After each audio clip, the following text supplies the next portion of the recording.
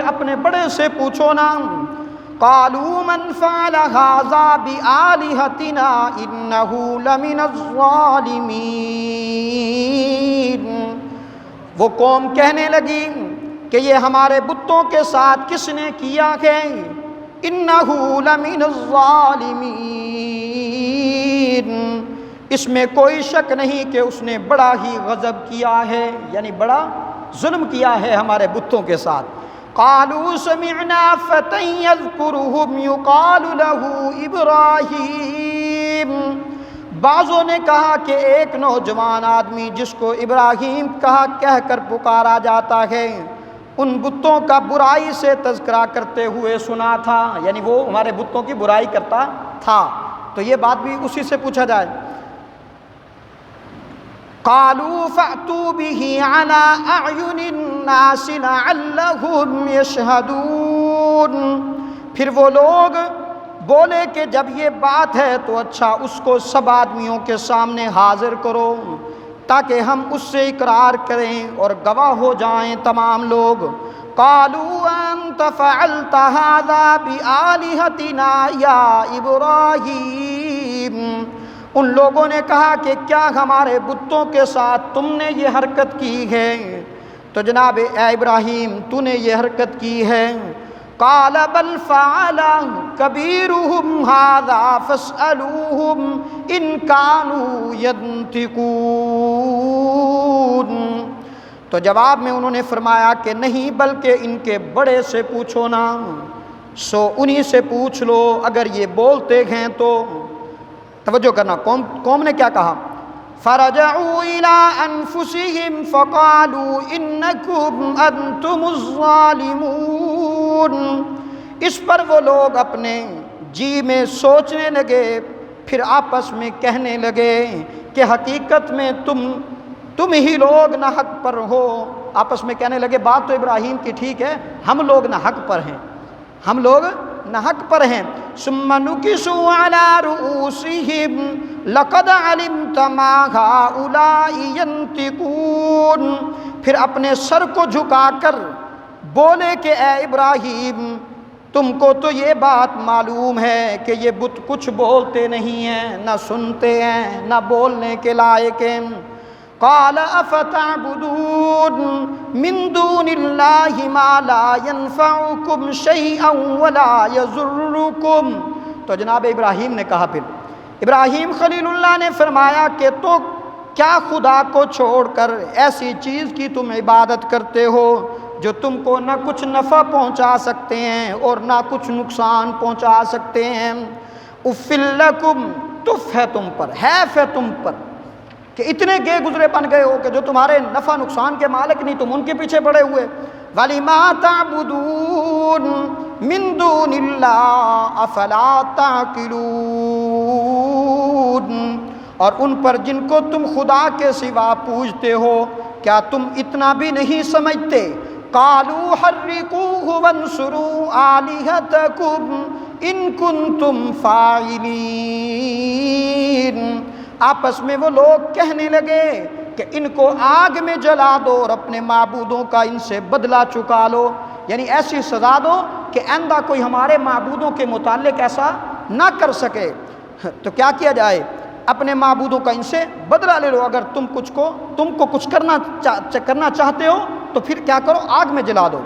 رب العالمین نے فرمایا قلنا یا نار کونی بردا وسلاما علی ابراہیم، جب انہوں نے متفق ہو کر آگ میں ڈال دیا تو اس وقت ہم نے آگ کو حکم دیا کہ تو کیا ہو جا؟ سلامن، آگ تو ٹھنڈی ہو جا، علی ابراہیم، ابراہیم کے حق میں تو ٹھنڈی ہو جا۔ تو میرے دوستو، ابراہیم خلیل اللہ کے لیے بڑے مشکل امتحانات آئے ہیں۔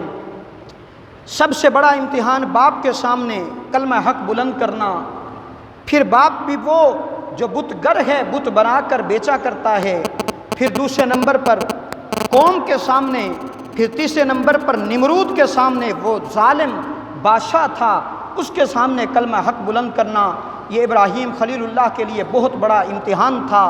جب ابراہیم خلیل اللہ یہ امتحانات اچھے نمبروں سے ابراہیم خلیل اللہ نے پاس کر لیے۔ اب یہاں پر ابراہیم خلیل اللہ کا اگلا سفر شروع ہوتا ہے کہ ابراہیم خلیل اللہ نے ہجرت کی ہے۔ جو ہجرت کی ہے زندگی باقی تو انشاءاللہ آئندہ جمعہ جناب خلیل اللہ کا جو واقعہ ہجرت کا ہے وہ آگے چلے گا انشاءاللہ۔ یہاں آخر میں ایک دو باتیں میں آپ کے سامنے عرض کرتا چلا جاؤں۔ سابقہ جمعہ میں نے ایک بات کی تھی، اب دیکھیے گا کہ اللہ نے جناب ابراہیم کو بھیجا کس لیے؟ کہ بتوں کو ختم کرنے کے لیے، اور آدم سے لے کر آقا دو عالم صلی اللہ علیہ وسلم تک جتنے پیغمبر آئے ہیں سب پیغمبروں کو اللہ نے اس لیے بھیجا ہے کہ تم جاؤ دنیا میں، دنیا والوں کو میرا راستہ دکھاؤ۔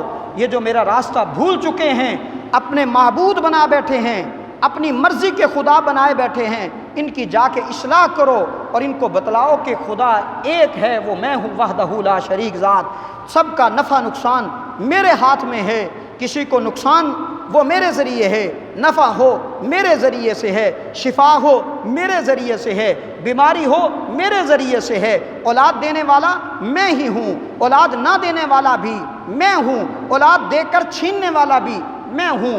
خدا کی خدائی جو ہے وہ یاد کرانے کے لیے انبیاء علیہ الصلوۃ والسلام دنیا میں آئے ہیں، جس مقصد کے لیے اللہ نے کم و بیش 1,00,000 سے تجاوز انبیاء کو بھیجا، پھر صحابہ کی جماعت کو بھیجا، پھر صحابہ کے بعد تابعین ہیں، تابعین کے بعد تبع تابعین ہیں، پھر اولیاء کرام ہیں۔ یہ ایک سلسلہ چلا ہے کہ خدا کی خدائی کو یاد دلانے کے لیے ہر دور میں اللہ نے علماء کے ذریعے سے کام لیا ہے۔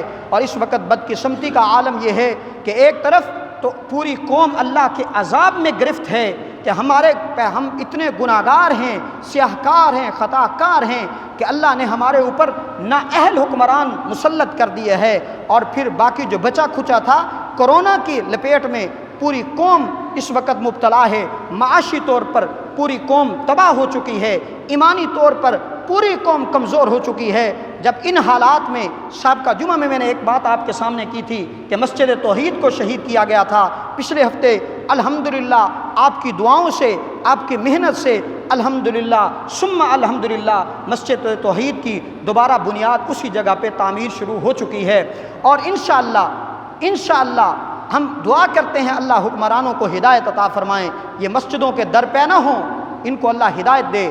اور دوسری طرف ایک اور جو کارنامہ سر انجام دینے کے لیے محنت ہو رہی ہے، صبح و شام محنت ہو رہی ہے، کیا جی؟ مندر بننا چاہیے، مندر بننا چاہیے۔ میرا سوال یہ ہے کہ تم ریاست مدینہ کا نعرہ لگاتے ہو، ریاست مدینہ میں محبوب نے مدینہ میں جا کر کے کیا کیا تھا؟ یہود و نصارہ کے لیے کیا ان کے لیے وہاں پہ ان کی عبادت خانے بنائے تھے جو تم کر رہے ہو؟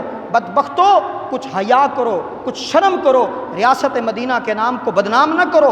ریاست مدینہ میں الحمدللہ ثم الحمدللہ مسلمان کے حقوق کی حفاظت کی گئی تھی، اور آج کیا ہے؟ مسلمان کا خون بہا جا رہا ہے۔ اور کشمیر میں دیکھ لیجئے، یہاں پورے پاکستان میں دیکھ لیجئے، مسلمان کا کوئی خیر خواہ نہیں ہے۔ اور اگر ایک آسیہ ملونہ، ایک جس نے گستاخ رسول تھی، اس نے گستاخی کی تھی، اس کو چھڑانے کے لیے پورا یورپ یہود و نصارہ مل کر کے ہمارے قبضے سے اس کو چھڑا کر لے گیا ہے۔ ہم تو کمزور ہیں مسلمان، اور پھر اب حالت کیا ہے؟ مندر کو بنایا جا رہا ہے۔ میں اس قطع نظر کہ یہ کس نے جگہ دی ہے، سب ایک جیسے ہیں، وہ نواز شریف ہو، وہ مشرف ہو، وہ عمران خان ہو، یہ سب ایک لسٹ ہے، سب یہود و نصارہ کے دوست ہیں میرے دوستو، مسلمانوں کا کوئی دوست نہیں۔ اور قرآن کا فیصلہ کیا ہے؟ قرآن کا فیصلہ اٹل ہے، لا تتخذوا الیہود والنصارى اولیاء، مسلمانوں یہود و نصارہ تمہارے کبھی دوست نہیں بن سکتے۔ اب ایک طرف یہاں پر چنیوٹ کے ساتھ ایک نیا کام شروع ہے کہ مٹی ڈال کر کے قبروں کو بنایا جا رہا ہے، فرضی مٹی ڈال کر کے، قادیانی فرضی مٹی ڈال کر کے جگہ پہ قبضہ کر رہے ہیں۔ آنے والے وقتوں میں جیسے اسرائیل نے فلسطینیوں کے ساتھ کیا ہے، آنے والے وقتوں میں ہماری نسلوں کے ساتھ یہ قادیانی ایسا کرنا چاہتے ہیں۔ ابھی مٹی ڈال کر کے جگہ کو قبضہ کر رہے ہیں، پھر اس کے بعد یہاں پہ اپنے وہ مکانات بنائیں گے۔ ایک طرف یہ قادیانی یہ کر رہی ہے، اور پھر قادیانیوں کے لیے گردوارہ بنایا گیا، اب پھر ہندوؤں کے لیے مندر بنایا جا رہا ہے۔ سوال یہ ہے کہ تم اسلامی حکمران ہو، اسلامی ملک کے حکمران ہو، یا ہندوؤں کے ملک کے حکمران ہو؟ اگر تمہیں اتنا ہی ہندوؤں سے لگاؤ ہے تو پھر دفع ہو جاؤ، وہاں جا کر انڈیا میں بیٹھو ان کے ساتھ، جاؤ مندروں میں بیٹھو، جاؤ پوجا پاٹ کرو، لیکن اگر مسلمانوں کے حکمران ہو، اسلامی حکم، یہ ملک اسلام کے نام پہ بنا تھا، لا الہ الا اللہ محمد رسول اللہ کے نام پہ بنا تھا، اگر تم یہاں رہنا چاہتے ہو تو پھر اسلام کا نعرہ تمہیں لگانا ہوگا، اسلام کا تحفظ کرنا ہوگا، مساجد و مدارس کا تحفظ کرنا ہوگا، دینی مراکز کا تحفظ کرنا ہوگا۔ اگر تم ایسا نہیں کرو گے تو انشاءاللہ اس ملک میں جو مشرف نے کیا تھا آج بستر مرض پر مر رہا ہے، موت نہیں آ رہی، جس طرح نواز شریف در بدر ٹھوکریں کھا رہا ہے، بدبخت اگر تو ہدایت پر آ گیا تو ٹھیک ہے، نہیں تو انشاءاللہ تیرا حشر ان سے بھی بدتر ہوگا۔ تو انشاءاللہ ہم دعا کرتے ہیں اللہ سے، اللہ ان حکمرانوں کو ہدایت عطا فرمائے جو مندر والی جگہ بنا رہے ہیں، پھر ظلم یہ کہ مسلمانوں کے پیسے سے بنا جا رہا ہے۔ چلو ٹھیک ہے، جگہ دی ہے، پہلے تو اس سے ضرورت نہیں ہے، اگر ضرورت انہوں نے سمجھی ہے تو ٹھیک ہے، پھر اسلام کہتا ہے اگر ٹھیک ہے تم اقلیت کو حق دینا چاہتے ہو تو پھر بنا لیں، لیکن وہ اپنے پیسے سے بنائیں۔ میں اگر مسجد بناؤں تو میں اپنے پیسے سے بناؤں، میں اپنے مسلمان بھائی سے لوں، میں اپنے بھائیوں سے لے کر چندہ اکٹھا کر کے بناؤں، تو تم جو ہے وہ ہمارے پیسے سے، سرکاری خزانے سے پیسہ لے کر مندر کس لیے تعمیر کر رہے ہو، کس سے پوچھ کے کر رہے ہو؟ انشاءاللہ اگر تم ایسا کرو گے تو دنیا میں بھی تم اللہ کی پکڑ میں ہوگا، قیامت کے دن بھی ہم تمہارا گریبان پکڑیں گے، ہم تمہیں نہیں چھوڑیں گے، ہمارے ٹیکس لے کر کے، ہم سے پیسہ لے کر کے، حتیٰ کہ ٹیکس کی انتہا دیکھیے کہ لاک ڈاؤن کے دوران پوری قوم پریشان ہے، ابھی کے بل دیکھ لیں، ایک گھر کے 10-10 ہزار بل آیا پڑا ہے۔ مسجدوں کو بدبختوں نے معاف نہیں کیا، مندروں کے لیے تو بدبختوں تم سرکاری خزانے سے پیسہ ڈالتے ہو، مسجدوں کے لیے 35 روپے ہر مہینے کا ٹیلی ویژن کا بل آ رہا ہے۔ آپ جمعہ پڑھنے آئے ہیں، یہاں ٹیلی ویژن لگا ہوا ہے، یہاں ٹیلی ویژن آپ کو نظر آتا ہے؟ ہر مہینے بجلی کے بل میں ٹیلی ویژن کے 35 روپے آ رہے ہیں، کس کھاتے ہیں؟ ان کے لیے تم اتنا نرم ہو، اپنے لیے تم اتنا سخت ہو۔ معلوم یہ ہوتا ہے کہ تمہاری نس میں، تمہارے خون میں یہودیت و نصارت اور ہندوؤں کا خون شامل ہے۔ بدبختو، ہدایت پہ آ جاؤ، ہدایت والے راستے پہ آ جاؤ، نہیں تو انشاءاللہ تمہارا گریبان یہ قوم پکڑے گی، تمہیں کبھی معاف نہیں کرے گی۔ آخری بات میں نے سابقہ جمعہ میں بھی کہا تھا، اب بھی کہتا ہوں، 10 بستہ آپ سے گزارش ہے، جو سوشل میڈیا استعمال کرتے ہیں، سوشل میڈیا موبائل استعمال کرتے ہو، آپ پوری محنت سے مندر کے خلاف تحریک چلاؤ، انشاءاللہ آپ کے اس ایک لائک سے، شیئر سے، کمنٹ سے یہ مندر رک گیا تو انشاءاللہ میں ایمان سے کہتا ہوں آپ کی قبر کا معاملہ انشاءاللہ اچھا رہے گا، میدان محشر کا معاملہ انشاءاللہ ایمان سے کہتا ہوں اچھا رہے گا۔ جہاں ہم سوشل میڈیا باقی کاموں میں استعمال کرتے ہیں تو اس کام میں استعمال کرنے میں ہمیں دیر کیوں کرنی چاہیے؟ دیر نہیں کرنی چاہیے۔ تو اس لیے آپ تیار ہو، جو سوشل میڈیا استعمال کرتے ہیں، مندر کے خلاف تحریک اٹھاؤ گے ہاتھ بلند کر کے، اپنے ایمان کی گواہی دے ذرا، ہاں کوئی ہاتھ خالی نہ رہے۔ باقی جو حضرات سوشل میڈیا استعمال نہیں کرتے ان سے میری 10 بستہ دعا ہے، گزارش ہے کہ آپ حضرات اپنی دعاؤں میں، ہم اور تو کچھ نہیں کر سکتے، لیکن اپنی دعاؤں میں ان حکمرانوں کی ہدایت کے لیے، مندر کے رکوانے کے لیے اللہ سے ہاتھ اٹھا کر کے دعا کیا کریں۔ انشاءاللہ اللہ رب العزت ہمارا حامی و ناصر ہوگا، اللہ ہماری دنیا میں بھی اور آخرت میں بھی اللہ ہمارے اعمال کے ذریعے جنت الفردوس میں جگہ عطا فرمائے۔ سن تو بعد میں پڑھیں۔